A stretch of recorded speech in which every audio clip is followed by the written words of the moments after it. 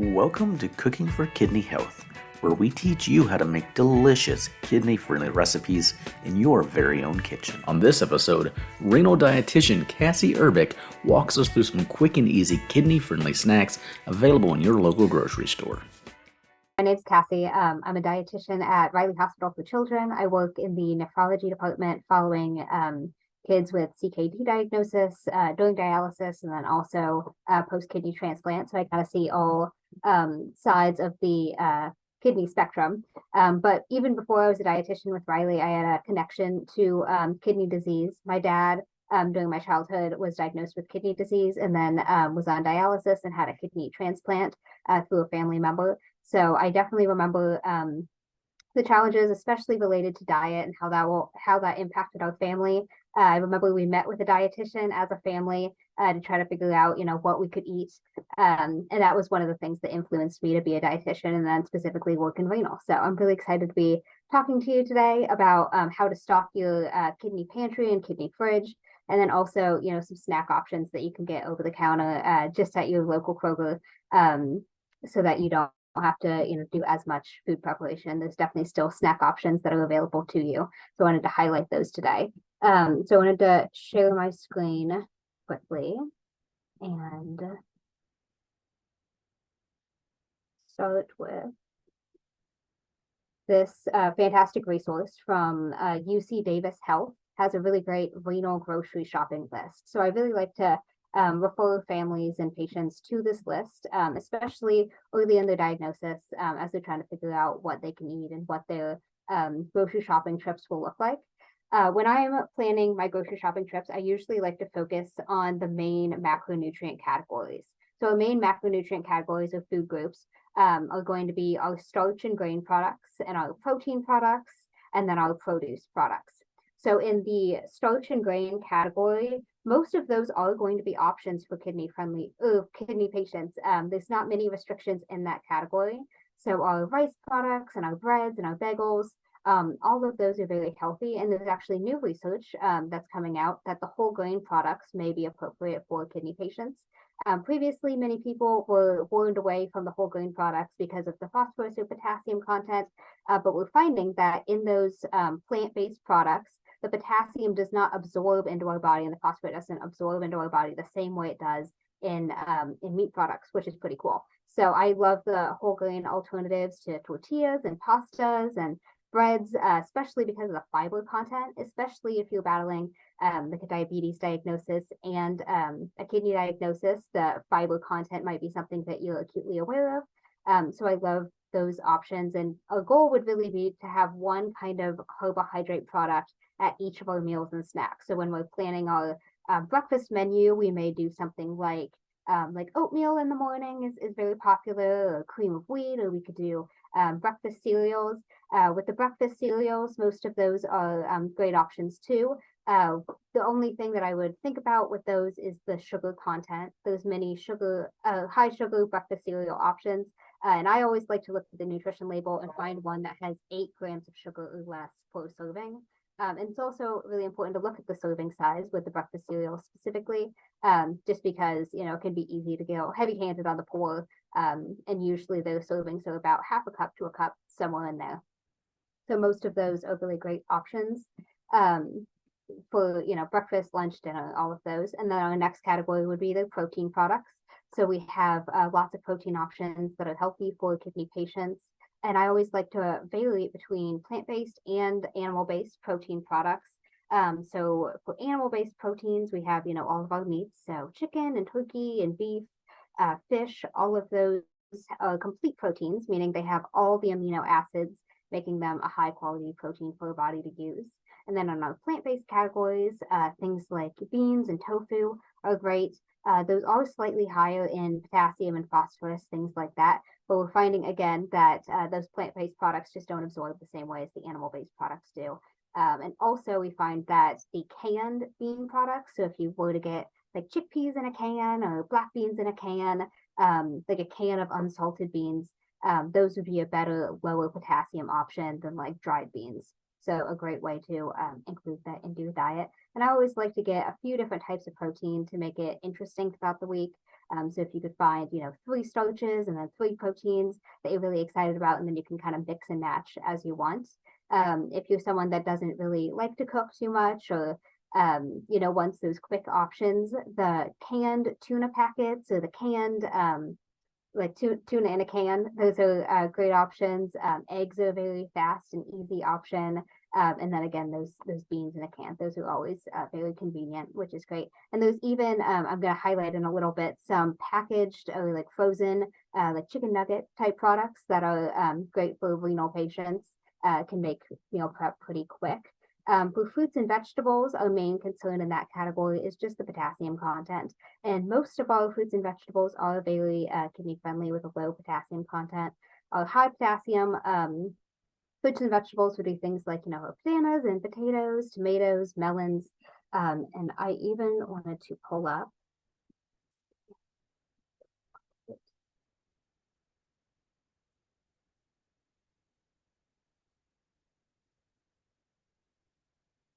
So another health organization, Alberta Health Services, has these great pictorial handouts for potassium and phosphorus. And I always like to tell people to print these off and hang them on their fridge. Can be super helpful, especially when you're stocking your pantry, stocking your fridge, going through the grocery shopping process. And it really goes through all of the low potassium fruit and vegetable options. And then on the back page, it has, a higher potassium option. So you can say, oh, well, Brussels sprouts or bok choy is a staple for me, but I can go up to this section and find, I could do lettuce or kale as a low potassium option, and I like that too. So I always like having the pictures there. It makes the planning a little bit easier. And then again, they have that for phosphorus too, here showing some of those great protein options that we talked about. And then, on the back page showing some things to limit. And talking about phosphorus, this is one of the food categories that you won't really find in the kidney diet. Milk, yogurt, and dairy products tend to be very high in potassium and phosphorus. So oftentimes, dietitians will recommend that our patients forego these products. Calcium is still something that our bodies need for sure. So going for the almond milks or oat milks, most of those are calcium fortified, and they're great alternatives if that's something that you like. So if you were to do, breakfast cereal in the morning, throwing some unsweetened almond milk on that instead of regular milk could be a really good way to save yourself some potassium and phosphorus for later in the day for other foods that you might enjoy. So I think that those are some really good handouts. And looking for those starch options, the protein options, the produce options, that's going to make up the bulk of your meals. But we definitely know that the home cooking is not possible for every meal, and that there's times throughout the day that you might want to snack, especially something that you could just easily grab from the grocery store. So that's kind of what I wanted to highlight today, is just some options that are available to patients with kidney diagnoses that might be easily accessible at the store. So I had some savory options and some sweet options, and I wanted to go through those and talk a little bit more about why they're good choices. So starting with some savory snack options, doing something like a dip and then something to dip it with is, very popular for a snack. So some of the things that I think about for kidney diet would be like a hummus option, and you could get the roasted red pepper hummus or the garlic hummus. The Sabre brand is very good and, very low in sodium. And then you could always do like carrots or celery or cucumbers dipped in the hummus. Hummus is also something that you could make at home if you have a blender or a food processor with just a can of chickpeas and usually a little bit of olive oil and some seasonings that you like. It's very easy to whip up. But if you prefer the store-bought option, those are great options too. And I like the hummus plus the, baby carrots or something like that, because it has a fiber component from the healthy carbohydrates in the chickpeas, and it also has a protein component from the chickpeas. So again, mixing the protein and the carbohydrates, and then a produce option is a really good way to make a well-balanced snack that's going to keep you full for longer. Another option in the chickpea category are the crunchy chickpeas. So you can take a can of chickpeas, rinse them, dry them off, cover them in a little bit of olive oil and then your favorite spices, and then bake them in the oven, usually at about 400. There's a lot of recipes online that you could find, and they get really crunchy, almost like a chip or like a nut. But you could also buy them at the grocery store. The Saffron Rhodes brand has lots of crunchy chickpeas in a variety of flavors. Again, they're fairly low in sodium and have some fiber, have some protein, and are a great, really nice, like salty snack alternative to something like, potato chip or something like that. In that same category, and I think that you guys have some of them there today to try. The Blue Diamond brand has flavored almonds now, which you might have seen. They're very popular. And they have a lot of different varieties of the almonds. I wanted to pull up the product. They look like this. They have the extremes, and they also have some that are like smoky, and some that are like chili flavored, and some that are honey roasted. I looked at all of them, and they're fairly equivalent across all the flavors. So find the one that you prefer the best. But I like these as like an alternative to something like Takis.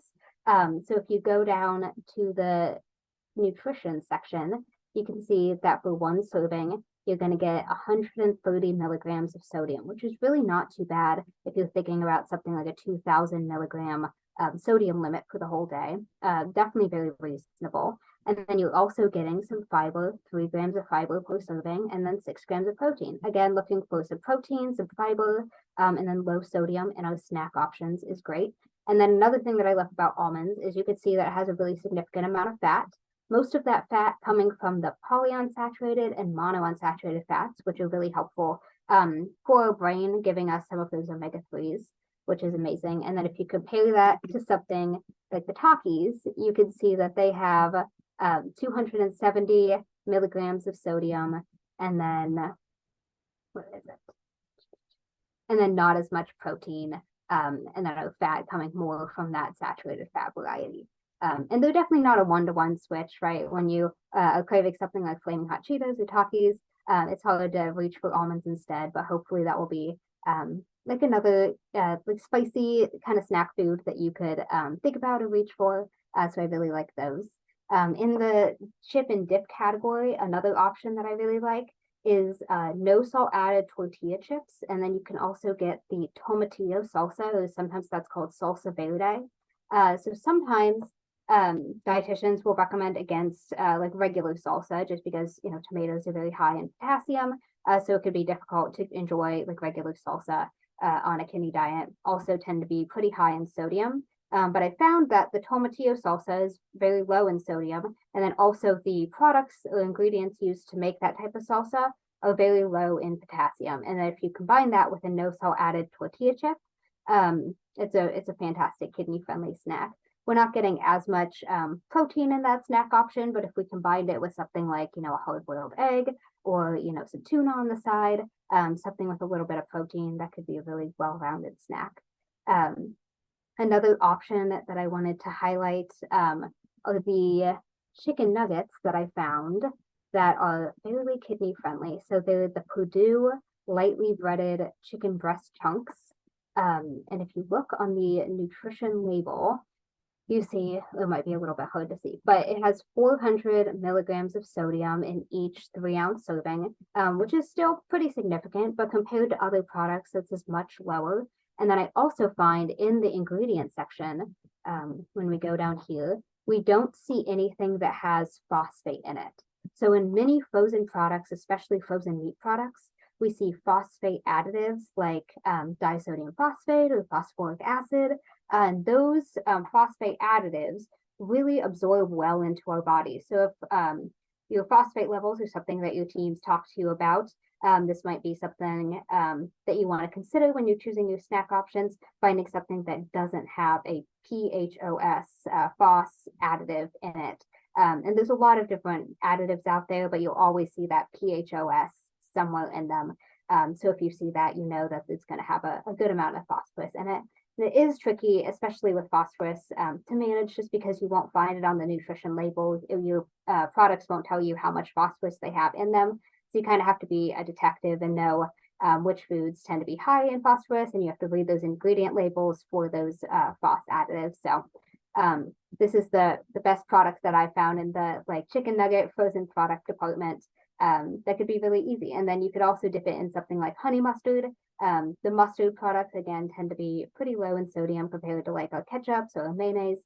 So that could be could be something fun to do either for a meal or a snack. Um, Again, another kind of fun, dip option would be something like the tuna. So you can get either the cans of tuna or the Sunkist low sodium tuna packets, which are available at most stores. What I really like about those is they're shelf stable. You don't have to keep them in the refrigerator. So if you're on the go and need something quick protein wise, the tuna packets are really great. And the low sodium ones are obviously fantastic for people with renal diagnoses. And then you could mix that with a little bit of mayo. You could do a little bit of olive oil. Usually the tuna paired with a little bit of fat is kind of a good pairing to make like a quick tuna salad.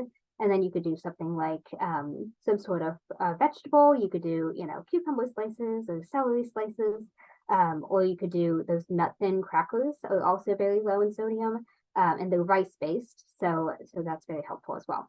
I think you also have today the light cream cheese with the mini bell peppers.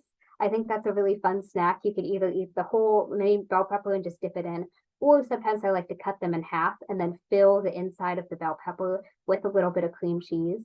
And I really like this snack option because the cream cheese kind of gives you that cheesy, creamy mouthfeel, similar to like a slice of cheese would, but with a lot less potassium and phosphorus. Interestingly, the cream cheese is one of our dairy products that is very low in those electrolytes. So I really like to use that either in these snack options, or you can use it, when you're making like a pasta sauce at home, using the cream cheese instead of like cheddar cheese. When making the sauce can save you on some phosphorus and potassium, things like that. And when you get the light cream cheese, it's also much lower in fat, if that's something that you're considering, if you have weight loss goals. And then it's also very low in sodium, which is great. Another thing that I think that you are able to try today is the seaweed snacks. Those can be really easy, and again, kind of like a cracker or a chip, but they don't have too much sodium to them, and really there's not a lot going on there. But it can be something kind of fun if you want like a low calorie kidney friendly snack. Those can be really good go-tos. I also like to use them if I'm making something like a sushi bowl at home. You can kind of cut them up into little squares or little strips and sprinkle them on top, and it adds, a fun little topping. Looking at sweet snacks and dessert options, there's definitely options in that category too, and honestly, even more options than in the savory category, since many of the sweet products don't have as much sodium in them, and then usually more like flour, bread based, and those aren't huge concerns for renal patients. So lots of options in the sweet category. One of the ones that I commonly think of, especially if people are trying to bump up their protein intake a little bit, maybe they're on dialysis and the dietitian has recommended a little bit more protein, looking at, NPCR or something like that. It would be cottage cheese, and then you could do some fruit on top. Bailey's is a very common option. And then you could also do, some honey or some maple syrup to sweeten it up a little bit. And that would be a better kidney friendly option than something like yogurt or yogurt cup, for several reasons. The little yogurt cups tend to be high in added sugar, especially with the fruit on the bottom ones. And then again, since it's a dairy product, it's going to have your potassium and your phosphorus in them. But the cottage cheese, we don't find it has as much of those electrolytes. So it could be a really good option. Lots of people are using cottage cheese to make different recipes these days. I've seen like cottage cheese cookie dough that you can make, like a no cook cookie dough. You can use it as dips. You can use it in sauces. So I would, if cottage cheese is something that you like or something that you have on hand commonly, I would encourage you to kind of look online and see if there's any cottage cheese recipes that you could make. It could be a great alternative for your kidney diet. Another option in the kind of dessert category would be those dairy-free ice cream bars. So the So Delicious brand has almond milk and coconut milk little ice cream bars, which are great. And I like the ice cream novelty products better than like a container of ice cream because it makes portion sizing a lot easier. It can be so easy to just go to the fridge or freezer and grab out one sandwich or one like ice cream product. And then all the portioning is done for you. You don't have to worry about, does this look like a third of a cup or does it look like 2/3 of a cup? So that could be a really good option. And again, picking the dairy-free options instead of the regular because of the phosphorus and potassium content. Those also tend to be a little bit lower in saturated fat, which is great for everyone to think about. So if that's something that you enjoy, I would encourage you to pick those up. I've seen them at most grocery stores, Kroger, Walmart, things of the like. In that kind of category, you can also get the coconut yogurts. There's not a lot of nutrition happening in the coconut yogurt, but if you're looking for something that's like a regular yogurt, gives you that creamy mouthfeel, maybe for a dessert, the coconut yogurts can be great. They are fairly high in added sugar, but they're pretty low in electrolytes, so it would be a kidney-friendly option. You could always bulk it up and add some more nutrition with something like chia seeds or some chopped up almonds, or you could add some berries on top. All of those would be fantastic options.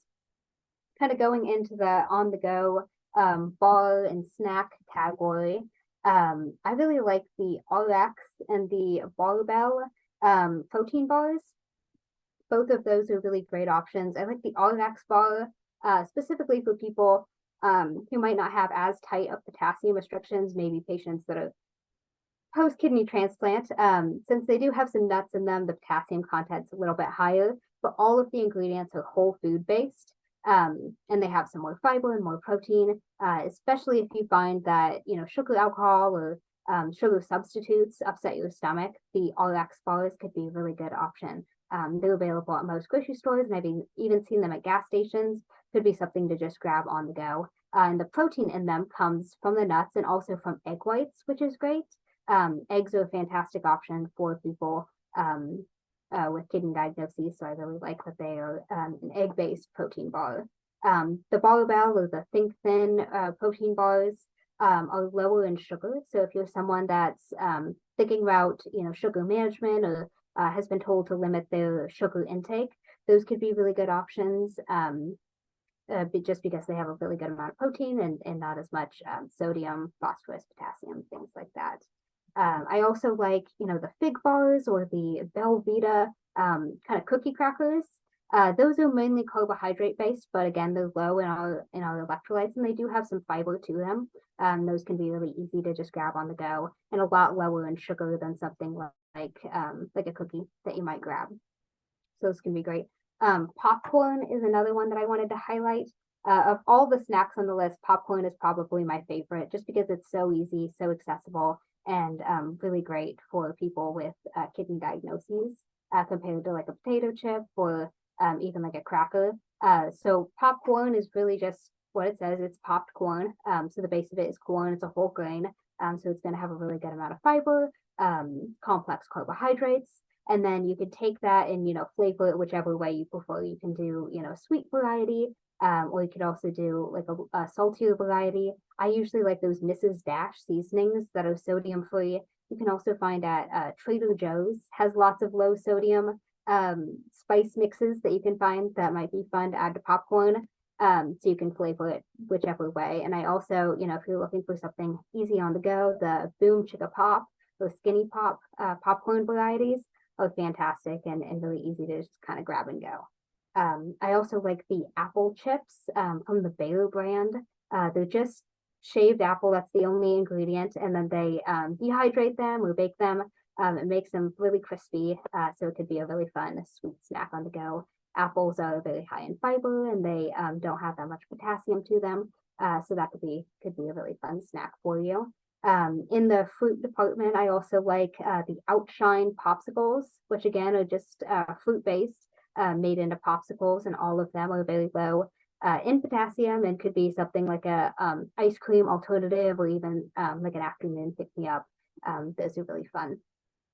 And then granola is another option. So just like the cereal that we talked about previously, there's several options for granola that are great. The only thing that I would think about when you're picking a granola is finding one that doesn't have like sunflower or pumpkin seeds, just because those tend to be pretty high in phosphorus and also potassium. And then I would also think about one that isn't as chocolatey, since again, those are higher, that will be higher in your electrolytes. I also like to take a look at the nutrition labels and think about one that has less than 5 grams of sugar and more than 3 grams of fiber. We want more fiber and less sugar when we're picking those type of snacks to give you, kind of something sweet to have, but that's going to fill you up for longer than something that's sugar dominant. So hopefully that gives you some fun snack ideas to think about. There's definitely a lot out there. You just have to get a little bit more creative. And again, I would encourage you to reference the UC Davis renal shopping list, and then the Alberta Health Services phosphorus and potassium lists. If you have more specific restrictions, I would talk to your dietitian about which options are best for you, but hopefully this gives you a nice jumping off point and maybe some new fun ideas to look for next time you go to Kroger or Walmart.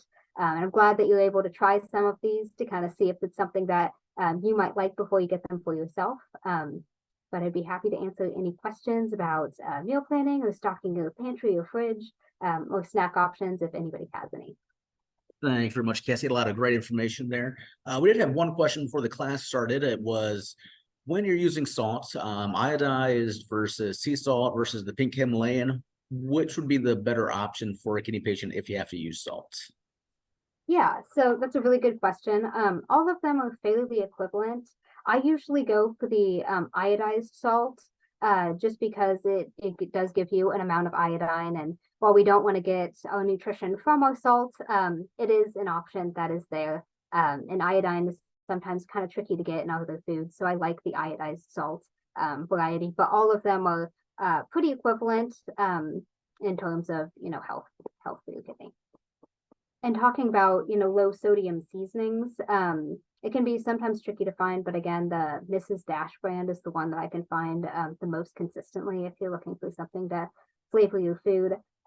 Trader Joe's has some great ones. The only one that I would caution you against is those salt substitutes, and I'm sure that's something that everyone's heard from their team before, but like the new salt, or there's a few other brands. Most of those are not a good option for kidney patients just because they swap the sodium component with a potassium component.